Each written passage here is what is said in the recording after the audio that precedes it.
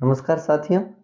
जैसा हमने कल प्रस्तावना के बारे में पढ़ा और आप सबने भी देखा होगा वीडियो और मुझे भी कहीं न कहीं लगता है कि आप सबने देखा और आप सबकी राय भी अच्छी लगी मुझे, तो मैंने कहा कि आगे से आगे हम उत्तरोत्तर आगे बढ़ते हैं।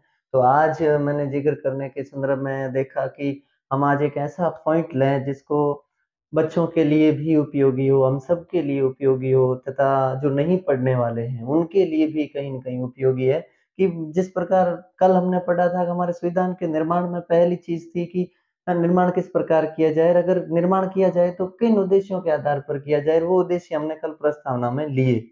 और आज हम देखेंगे कि हमारा देश आज़ाद तो हो गया 15 अगस्त 1947 को, लेकिन उस आज़ादी के समय देश के सामने क्या-क्या चुनौतियाँ थी, उन चुनौतियों के संदर्भ में ज़िक्र करेगा और कहीं न कहीं ये विशेष रूप से मैं उस ओर भी मतलब आपका ज़्यादा ध्यान आकर्षित करूँगा। कक्षा 12th की एनसीईआरटी की बुक चलती है राजनीति विज्ञान और उसी के संदर्भ में भी कई तथ्य वहाँ से हैं और कई अन्य किताबों से भी है। कहीं एक एपिसोड चलता है प्रधानमंत्री नाम करके, वहाँ से भी मैंने कुछ तथ्य लेने की कोशिश की है। तो इन सभी तथ्यों के साथ हम आगे बढ़ेंगे और देखेंगे कि क्या चुनौतियाँ थी हमारे देश की आज़ादी के समय। सबसे पहली महत्वपूर्ण चीज़ यही है कि अगर आज़ादी का नाम आ गया तो पहली चीज़ है कि हमारा देश आज़ाद कब हुआ? तो हमारा से आज़ाद हुआ साथियों वो हुआ है, आज़ादी मिली हमें, वो मिली 15 अगस्त 1947। जैसा कि कल मैंने आपको बताया था हमारा देश 26 जनवरी 1950 को क्या हुआ था? गणतंत्र हुआ था और आज मैं बात कर रहा हूँ हमारे देश को आज़ादी मिली थी 15 अगस्त 1947 को। किस प्रकार मिली थी 15 अगस्त 1947 को? क्या 15 अगस्त 1947 को हमें आज़ादी मिली क्या अखंड भारत के तौर पर मिली? अखंड भारत के तौर पर तो मिली, जो पहले भारत था, ब्रिटिश शासन काल के भारत था, उस समय वाला हमें भारत नहीं मिला। क्यों? क्योंकि आपको एक याद रखना है, एक माउंटबेटन योजना आई थी। बहुत महत्वपूर्ण है यही चीज़, माउंटबेटन योजना। और माउंटबेटन योजना कब आई थी साथियों? ये आई थी आपके 3 जून को, 3 जून 1947 माउंटबेटन योजना के ज़रिए क्या किया गया? इसके ज़रिए भारत को 2 भागों में विभाजित करने की बात की गई। कितने भागों में? 2 भागों में विभाजित किया। भागों में भारत को 2 भागों में भारत को विभाजित किया और वे 2 भाग कौन से? जिसमें पहला भाग था वो था भारत और दूसरा भाग था पाकिस्तान। माउंटबेटन योजना के तहत ये कहा गया कि हमने कि एक तो पहला देश होगा वो तो भारत है ही और दूसरा भारत से मुस्लिम कंट्री है वो है पाकिस्तान अलग होगा और ये अलग मतलब क्यों हुआ था कि जैसे 1906 में मुस्लिम लीग की स्थापना हुई, उसके बाद कहीं न कहीं अंग्रेजों ने भी पृथक निर्वाचन प्रणाली अलग कर दी मुस्लिमों के लिए, कहीं न कहीं बीज वहाँ से भी बो दिए गए। 1905 का बंगाल विभाजन हुआ था, वहीं से कहीं न कहीं मुस्लिमों के लिए अलग से देश मतलब उन्होंने अपने देश की माँग करनी शुरू कर दी। फिर 1940 तक आते-आते अलग से एक मतलब मोहम्मद अली जिन्ना के नेतृत्व में पूरे देश की माँग ये मतलब तय हो गई थी कि पाकिस्तान को भारत से अलग करना होगा, मुस्लिमों को भारत से अलग करना होगा। जैसा आपने गोलमेज सम्मेलनों के बारे में भी पढ़ा है, इन सब के बारे में हम विस्तृत चर्चा करेंगे। लेकिन आज हमारा जो पॉइंट है वो आज़ादी के समय देश की चुनौतियों के संदर्भ में ही है। तो माउंटबेटन योजना 1947 3 जून को और इसने 2 भागों में भारत का क्या किया? विभाजन कर दिया और इसी योजना के तहत अब भारत का विभाजन हो गया तो 14 अगस्त को एक देश बना, वो बना है अपना नया, जिसमें पहले 14 अगस्त को पाकिस्तान आज़ाद हुआ। 14 अगस्त 1947 को पाकिस्तान आज़ाद हुआ और 15 अगस्त 1947 को हमारा देश आज़ाद हुआ। दोनों देशों की आज़ादी एक दूसरे दिन ही है और इसी समय 14-15 अगस्त की मध्य रात्रि को 14 ये चीज़ बहुत महत्वपूर्ण है, आपको यह ध्यान रखने योग्य है कि 14-15 अगस्त की मध्य रात्रि को ये हमारे प्रधानमंत्री जी हैं, जिनका नाम नेहरू जी, जो देश के पहले प्रधानमंत्री, उन्होंने एक भाषण दिया था, भाग्य वधु से चिर प्रतीक्षित भेंट। तो ये याद रखना है 14-15 अगस्त 1947 की मध्य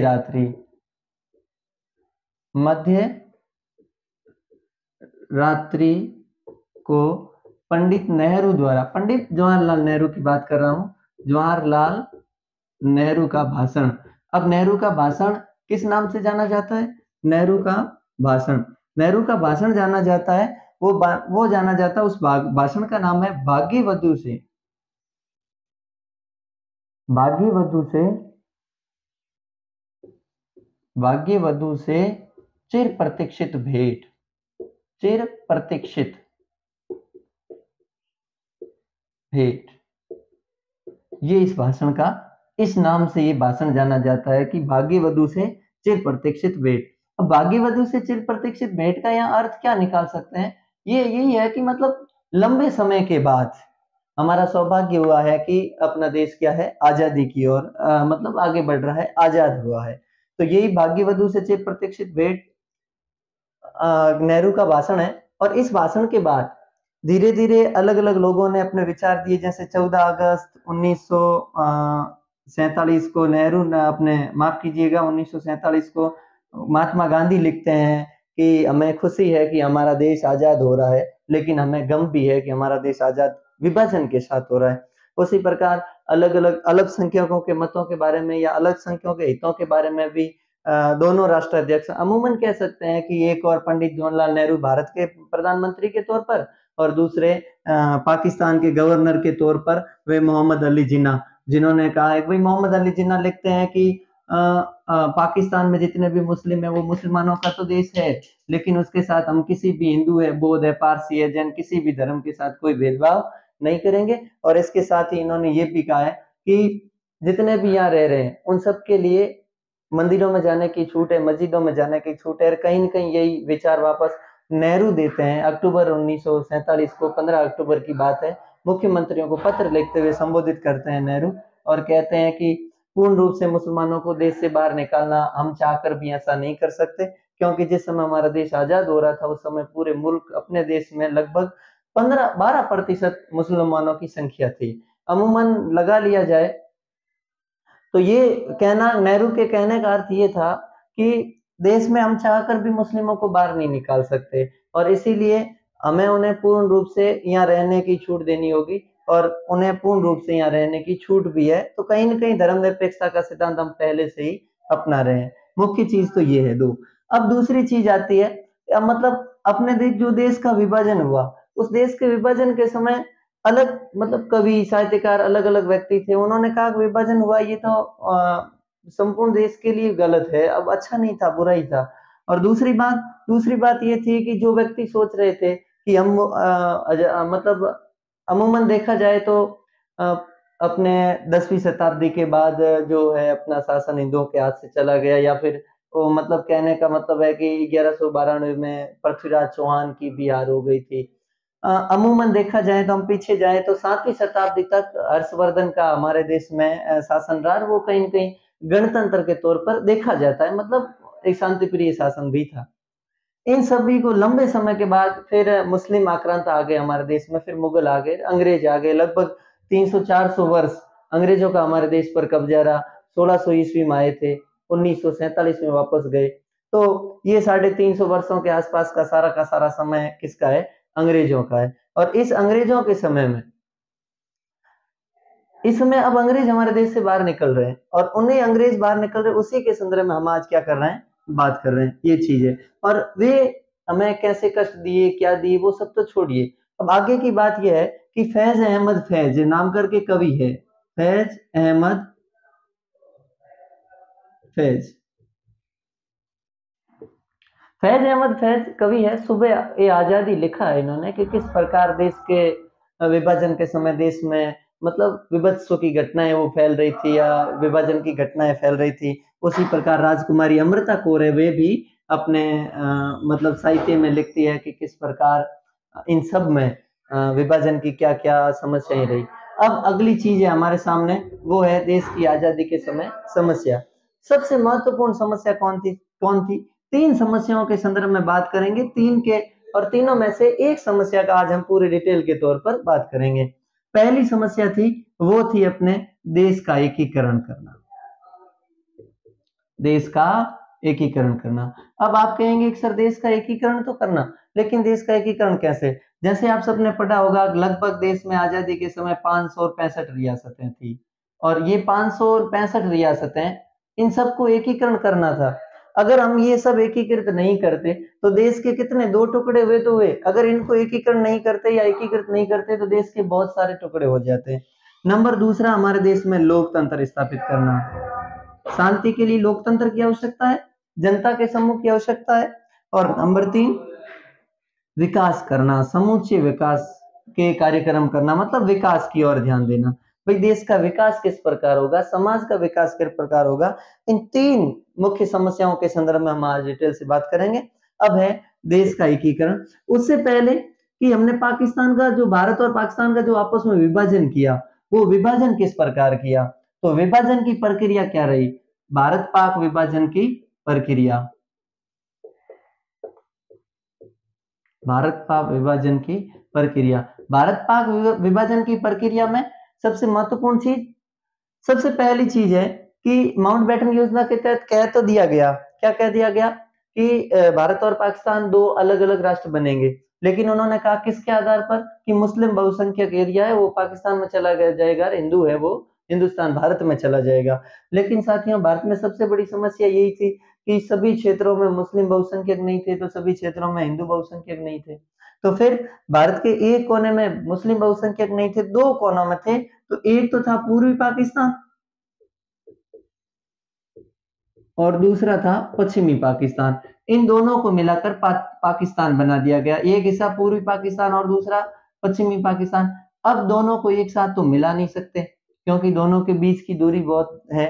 नंबर 2, जितने भी लोग थे सब सहमत नहीं थे, सबकी सहमति तो नहीं थी, सब मुस्लिमों की सहमति नहीं थी कि सब मुस्लिम नेताओं की, मुस्लिम नेताओं की सहमति का नहीं होना।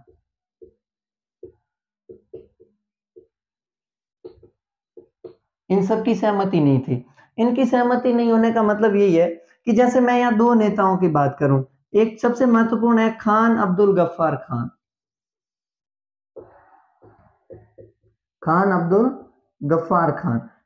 ये खान अब्दुल गफ्फार खान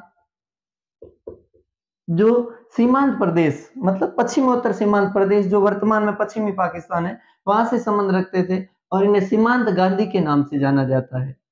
अमूमन प्रश्न पूछ लिया गया, मेरे ख्याल से 2016 में या 2014 में माध्यमिक शिक्षा बोर्ड ने यही प्रश्न पूछा था कि सीमांत गांधी के नाम से विख्यात व्यक्ति कौन है, तो खान अब्दुल गफ्फार खान। अब आपके मन में आएगा सीमांत गांधी ने क्यों कहते हैं, जिस प्रकार उत्तरी भारत में या दक्षिणी भारत में गांधी का वर्चस्व था, महात्मा गांधी का, उसी प्रकार पश्चिमोत्तर भारत में जो, या पश्चिमोत्तर प्रांत में किसका प्रभुत्व था या वर्चस्व था, सीमांत गांधी का। तो खान अब्दुल गफ्फार खान है। दूसरा, अपने आपको पता होगा कि देश के पहले शिक्षा मंत्री जिनका नाम डॉक्टर मतलब अब्दुल कलाम है, अबुल कलाम आजाद थे देश के पहले शिक्षा मंत्री, वे भी कहीं न कहीं पाकिस्तान के पक्ष में नहीं थे या मोहम्मद अली जिन्ना के पक्ष में नहीं थे। तो ये है अपनी दूसरी चीज। अब है कि तीसरी चीज क्या है, तीसरी चीज ये है कि देश में, अब जैसे पूर्वी पाकिस्तान और पश्चिम पाकिस्तान तो 2 हमने अलग कर दिए, इसके बाद ये भी हमने अलग कर दिया कि सभी मुसलमानों की सहमति नहीं थी, मुस्लिम नेताओं की, फिर भी हमने इन मतलब खान अब्दुल गफ्फार खान या मतलब अपने पहले शिक्षा मंत्री की आवाजों को दबाते हुए पाकिस्तान बना दिया गया अपने मुस्लिम बहुसंख्यक के क्षेत्र में। और तीसरी चीज थी पंजाब और पंजाब और बंगाल, पंजाब और बंगाल। पंजाब और बंगाल में क्या हुआ कि पंजाब में बहुत सारे इलाके थे जिसमें मुस्लिम बहुसंख्यक थे और बहुत सारे इलाके थे जिसमें हिंदू बहुसंख्यक थे, सिख रहते थे, और बंगाल में ही ऐसा कैसा हुआ, तो फिर इनका विभाजन कैसा किया जाए इन दोनों का। तो फिर वहां प्रशासनिक अधिकारियों को ये कहा गया कि इन्हें या तो प्रशासनिक इकाइयों में बांट दिया जाए और या इनको क्या किया जाए, जिलों के आधार पर इनका क्या कर दिया जाए, विभाजन कर दिया जाए। पंजाब के लगभग 11 जिलों को पाकिस्तान के पंजाब में मिला दिया गया, पंजाब प्रांत में, और यहाँ अपने बंगाल के लगभग 14 जिलों को किस में मिला दिया गया, पूर्वी पाकिस्तान में। इस प्रकार ये तीसरा चरण भी इस प्रक्रिया का पूरा हो जाता है, पूर्वी बंगाल या पूर्वी पाकिस्तान, ये चीजें। अब अपने बात आती है चौथी, और चौथी बात क्या है, चौथी बात में लिखा है कि जो मुस्लिम थे उन सबको एक मत कैसे करें? और जो देश में अन्य क्षेत्रों में भी मुस्लिम थे, क्या पूर्ण रूप से हम उसे निकाल सकते हैं? चौथी बात है कि पूर्ण रूप से मुसलमानों को बाहर या पूर्ण रूप से भारत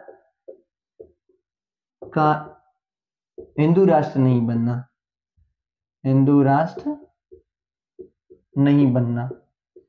मतलब इसका अर्थ क्या है? इसका अर्थ है कि हम बहुत सारे इलाके ऐसे थे जिसमें से भी हम मुसलमानों को बाहर नहीं निकाल पाए, मतलब मुस्लिम बाहर नहीं, जो चाह रहे थे उनको भी बाहर नहीं निकाल पाए। और दूसरा कि आपको पता ही होगा, जैसे हिंदूवादी नेता थे, अति हिंदूवादी नेता थे, बहुत सारे नेता वे चाहते थे कि भारत एक हिंदू राष्ट्र बने, और जैसे जिन्ना चाह रहे थे कि पाकिस्तान एक मुस्लिम राष्ट्र बने। फिर भी जिन्ना ने अपने विचारों से कहा है कि हम सभी धर्मों को यहाँ भी क्या पूर्ण रूप से छूट देंगे। हालांकि ऐसा वहां हुआ नहीं था, जैसा कि आज हम सब देख रहे हैं कि उन लोगों पर आज भी अत्याचार हो रहा है। तो उन लोगों को लेकर भी देश में समस्या थी, उन लोगों की सुरक्षा कैसे की जाए, बचाव कैसे किए जाए उन लोगों को। मतलब आप सब ये जानते ही हैं कि विभाजन के समय किस प्रकार के दंगे हुए थे, क्या हुए थे, जिसके परिणामों के बारे में अब हम आगे चर्चा करेंगे। अब अगली चीज है, वो है अपने भारत पाक विभाजन के परिणाम। क्या परिणाम हुए थे विभाजन के परिणाम? भारत पाक विभाजन के परिणाम, सबसे पहली चीज ये, विभाजन की बात की जा रही है। विभाजन हमेशा कभी अच्छा होता ही नहीं, हमेशा ही बुरा ही होता है। लाखों लोग मारे गए थे, लगभग बताया जाता है 80 लाख लोग बेघर हुए। कितने लाख लोग? 80 लाख लोग बेघर हो गए थे। बेघर का मतलब होता है जिसको घर बार छोड़ना पड़ा। मतलब पाकिस्तान से हिंदू वापस भारत में आए तो भारत पाकिस्तान में वे अपनी संपत्ति को छोड़ के आए, या भारत से जो गए मुस्लिम बाहर गए थे वो भारत में अपनी संपत्ति को छोड़ के गए। उसी साथ बताया जाता है जन धन की भी हानि हुई। जन धन की हानि, जन धन की हानि में जो शेष चीजें छोड़ के गए थे वो तो धन है, और जन का मतलब है लगभग बताया जाता है कि 5 से 9 10 लाख तक लोग मारे गए। 10 लाख तक लोग मारे गए, ये मतलब आंकड़े हैं। और इससे भी लोग मारे गए, हो सकता है इससे भी ज्यादा मारे गए हो। नंबर तीसरी चीज ये है कि जो लोग इतने दिनों से भारत को अपना मतलब निवास स्थान मान रहे थे, जो लोग भारत को अपना देश या अपना घर मान रहे थे, अब उन लोगों को क्या करना पड़ रहा है? शरणार्थी शिविरों में समय बिताना पड़ रहा है। अब उन लोगों को शरणार्थी शिविरों में समय बिताना पड़ रहा है। मतलब अब उनका शरणार्थी शिविर क्या हो गया? घर हो गया। इतनी समस्याएं हो गई, शरणार्थी शिविरों में समय बिताना पड़ रहा है।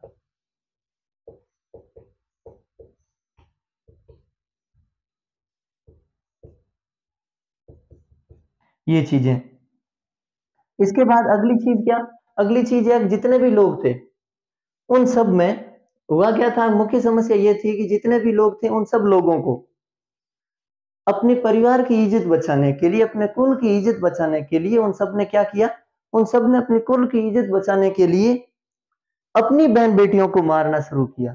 जैसे कोई हिंदू है तो पिता ने अपनी पुत्री को मार दिया, पुत्र ने मतलब भाई ने अपनी बहन को मार दिया, पति ने अपनी पत्नी को मार दिया। अब ऐसा क्यों किया? ताकि उनके कुल की इज्जत बचाई जा सके। तो मतलब अपनों के द्वारा अपनों को मारना, अपनों के द्वारा अपनों को मारा गया, अपनों को मारा गया।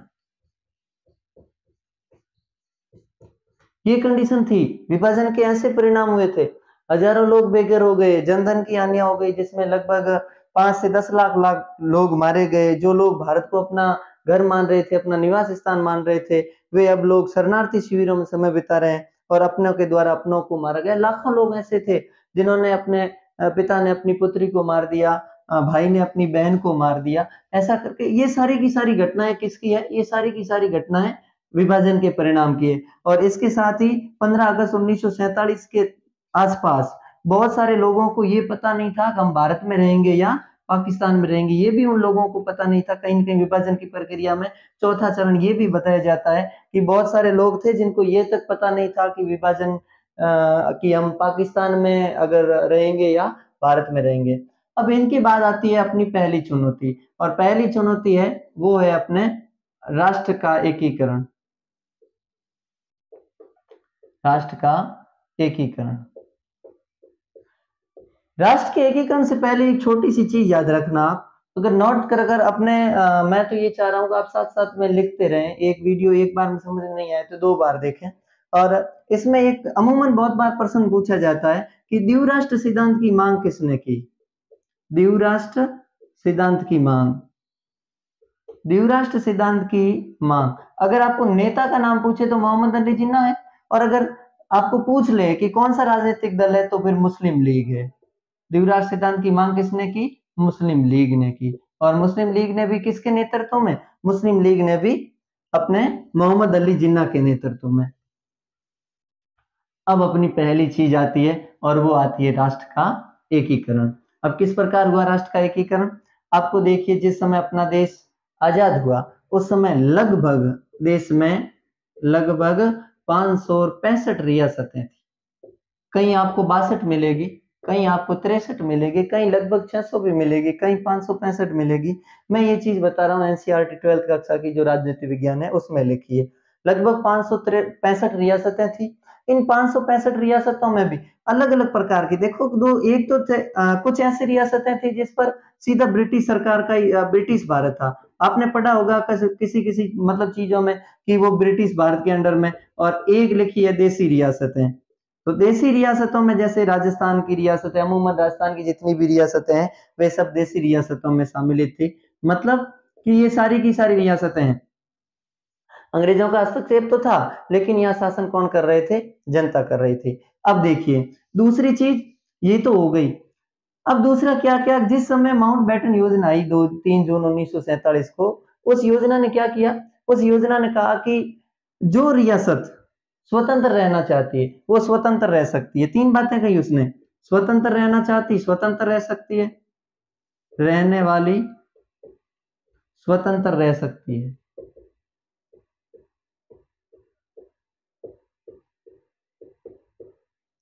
दूसरी उन्होंने बात कही, वो कही कि भारत में मिलना चाहती वो भारत में मिल जाए, भारत में मिलने वाली भारत में मिल जाए, भारत में। और तीसरी उन्होंने बात कही थी कि अगर कोई पाकिस्तान में मिलने वाली है वो किस में मिल जाए? पाकिस्तान में मिलने वाली पाकिस्तान में मिल जाए। ये बात कही थी कि अगर कोई भी स्वतंत्र रहे तो वो स्वतंत्र रह सकती है, भारत में मिलने वाली भारत में मिल सकती है, पाकिस्तान में मिलने वाली पाकिस्तान में रह सकती है या पाकिस्तान में मिल सकती है। अब चीज है, बात है अगली, सबसे पहली चीज, 565 रियासतों में से पहली रियासत है त्रावणकोर। कौन सी रियासत? त्रावणकोर। त्रावणकोर ने क्या किया साथियों? त्रावणकोर पहली रियासत है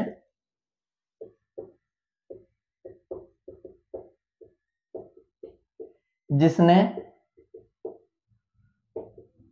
स्वतंत्र रहने की घोषणा की। त्रावणकोर ने कहा कि त्रावणकोर के राजा ने स्वतंत्र रहने की घोषणा की।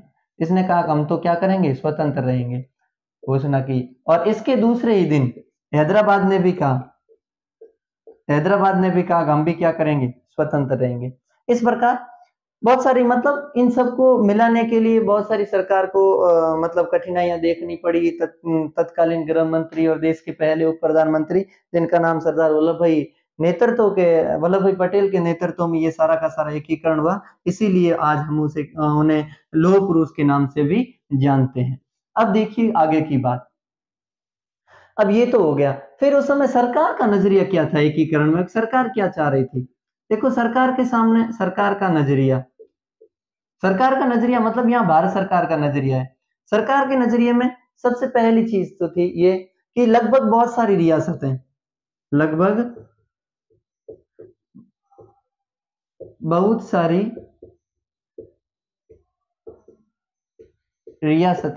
वो भारत में शामिल हो रही थी, भारत में शामिल। और दूसरी चीज थी वो एक सरकार का रुख रचीला, मतलब सरकार इतनी दबाव नहीं दे रही थी, सरकार का रुख था वो लचीला था, सरकार का रुख लचीला। और तीसरी चीज उसमें क्या था, जैसे सरकार के नजरिए में पहली तो लगभग बहुत सारी रियासतें भारत में शामिल थी, दूसरा सरकार का रुख लचीला था, और कुछ रियासतें ऐसी भी थी जो जिसमें तीसरे चरण में आएगी, कुछ रियासतें ऐसी भी थी जो देश के साथ नहीं मिलना चाहती थी, अपने आप में स्वतंत्र रहना चाहती थी, कहीं न कहीं उनको भी मनवाने का प्रयत्न सरकार करवा रही थी। और दूसरा चीज़, मतलब जो रियासतें ज़्यादा विरोध कर रही थी, उनके ऊपर सरकार की मतलब कांग्रेस, मतलब अंतरिम सरकार ने विरोध किया उनका, उनके विरुद्ध कार्रवाई करनी शुरू की, तो कहीं न कहीं मुस्लिम लीग को भी ये अच्छा नहीं लगा, बुरा लगा। ये सारी की सारी चीज़ें अब हो गई। अब इससे आगे है अपना, वो है सरकार के नज़रिए के बाद अब हम एकीकरण करते हैं कि भई एक अमूमन प्रश्न पूछा जाता है कि आज़ादी के बाद भी बहुत सारी रियासतें ऐसी थी, जो देश के विलय पत्र पर हस्ताक्षर नहीं करती है, और उसमें एक है हैदराबाद, एक अपने मणिपुर।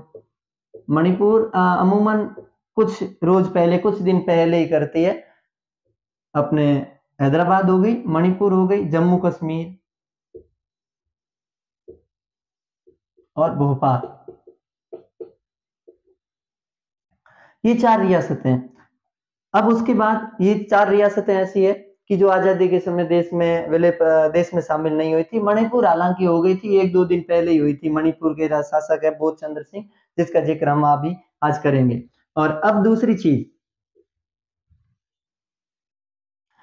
ये हमने इतना कर लिया। इसके बाद एक कभी-कभार प्रश्न पूछ लिया जाता है कि देश में अगर कोई सर्वाधिक सांप्रदायिक दंगों का मतलब वहाँ विभाजन की प्रक्रिया हो रही थी जिस समय, उसमें सबसे ज़्यादा नुकसान या त्रासदी किन 2 राज्यों में देखी गई? तो ज़्यादा त्रासदी देखी गई पंजाब और बंगाल में। पंजाब और बंगाल में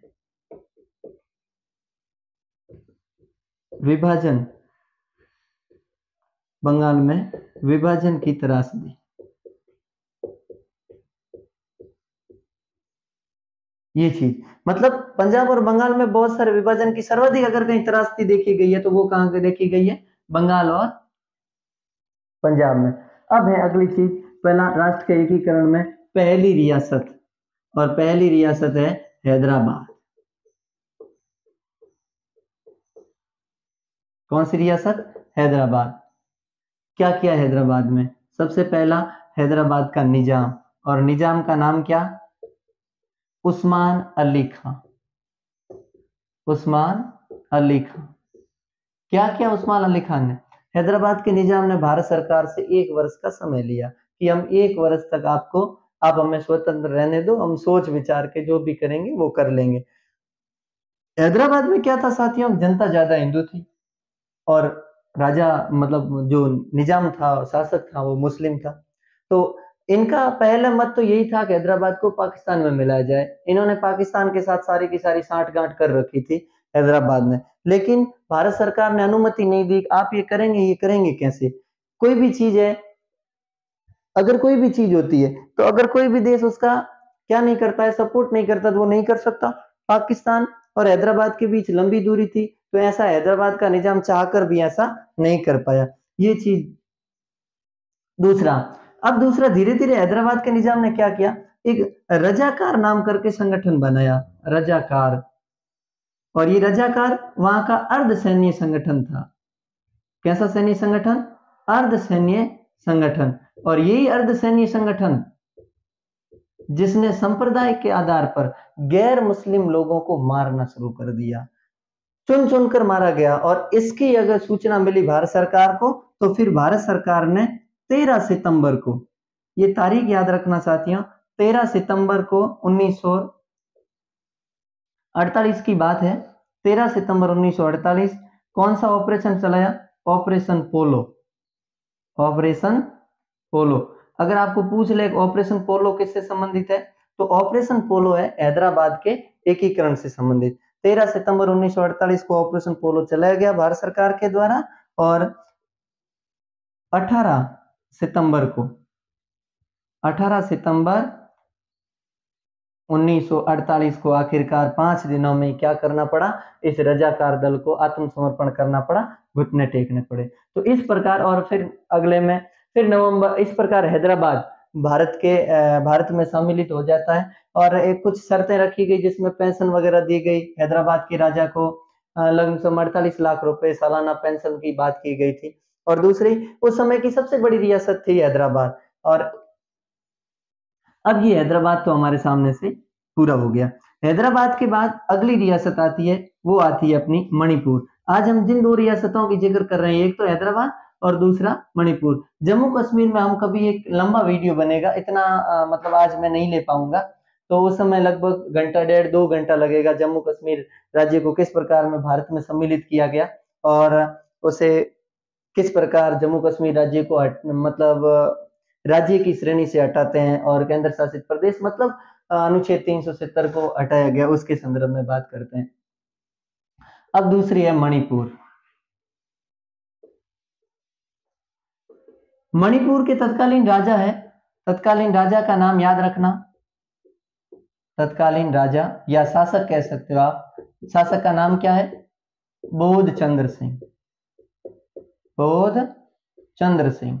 और बोध चंद्र सिंह को सरकार ने दबाव में लेके क्या किया, भारत सरकार ने, कि आजादी से कुछ रोज पहले मतलब 1-2 दिन पहले, 15 अगस्त से 1-2 दिन पहले इनको क्या करवा दिया, दबाव देकर हस्ताक्षर करवा दिए। विलय पत्र पर तो हस्ताक्षर कर दिए। और फिर वहां की जनता ने क्या किया, जून 1948 में कांग्रेस के दबाव के कारण इन्होंने क्या किया कि वहां पर वैश्य मताधिकार करवाए। कैसे मताधिकार? वयस्क मताधिकार। यहां से दो चीजें याद रखने योग्य है, बाकी इतना मताधिकार। पहली चीज कौन सी? पहली चीज है तत्कालीन राजा या शासक कौन? बोधचंद्र सिंह, कहाँ के? मणिपुर रियासत के। और दूसरी बात, भारत का पहला स्थान है कौन? मणिपुर। भारत का पहला वो क्षेत्र जिसमें वैश्य मताधिकार के आधार पर चुनाव करवाए गए, वो है अपना मणिपुर। और कब करवाया गया? जून 1948। वैश्य मताधिकार के आधार पर चुनाव। और ये वैश्य मताधिकार के आधार पर चुनाव करवाए गए कब? जून 1948 में। और कहां करवाए गए? मणिपुर। और इसके आधार पर भारत में मणिपुर को क्या कर लिया गया? विलय कर लिया गया। लेकिन वहां कांग्रेस के अलावा बहुत सारे दल थे, वो भारत को पाकिस्तान में विलय मणिपुर को भारत में विलय करने के पक्ष में नहीं थे, जिसके कारण कहीं न कहीं आज भी हमें वहां की घटनाओं को मतलब वहां दंगाइयों को या वहां अनेक हिंसक घटनाएं हो रही है, प्रदर्शन हो रहे हैं, वो हमें देखने को मिल रहे हैं। अब साथियों है दूसरी चीज। अब एक है कि जो हम ये मतलब भारत सरकार जो ये मिला रही है इन देशी रियासतों को, वो किसके आधार पर मिला रही, क्या चीजें ले रही है? तो भारत सरकार इन देशी रियासतों से 3 चीजें ले रही है। कितनी चीजें ले रही है? 3। क्या क्या? सबसे पहला ले रही है कि विदेशी मामले। भारत सरकार कह रही है कि विदेशी मामले आप अपने क्या कर दो, हमें दे दो, बाकी हम आपको परेशान नहीं करेंगे। पहला विदेशी मामले। दूसरा सुरक्षा। सुरक्षा है वो मतलब तीनों सेनाओं का नेतृत्व, वो कमान मुख्य है, वो हमारे हाथ में हो। और तीसरी चीज है वो है अपने संचार। यहाँ संचार में मतलब जो हवाई वायुयान वगैरह है इनसे संबंधित है। विदेशी मामले, सुरक्षा और संचार। भारत सरकार ने इन 3 चीजों को लेकर सभी रियासतों को यही कहा कि ये 3 चीजें हमें चाहिए, बाकी आप अपनी पूर्ण स्वतंत्रता रख सकते हो। हालांकि बाद में धीरे धीरे इन सभी चीजों को भारत सरकार ने अपने पक्ष में ले लिया था। भारत सरकार ने सभी राज्यों को अपने अंदर मिला लिया था। अब दूसरी चीज आती है कि जो विलय पत्र है, उस विलय पत्र को क्या कहा जाता है? विलय पत्र को क्या कहा जाता है? उस विलय पत्र को कहा जाता है इंस्ट्रूमेंट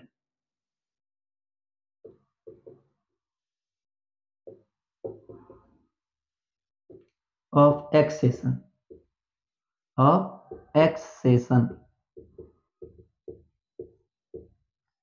इंस्ट्रूमेंट ऑफ एक्सेशन इस विलय पत्र को कहा जाता है। इन्हीं के आधार पर, इन्हीं विलय पत्रों के आधार पर क्या किया भारत सरकार ने? लगभग ये 565 रियासतें थी, इन सबको अपने देश में एकीकृत किया। तो धन्यवाद साथियों, आपने इतना समय दिया। इसके आगे हम अगले वीडियो में अपलोड करेंगे कि इसके आगे क्या होता है। तब तक के लिए धन्यवाद, शुक्रिया।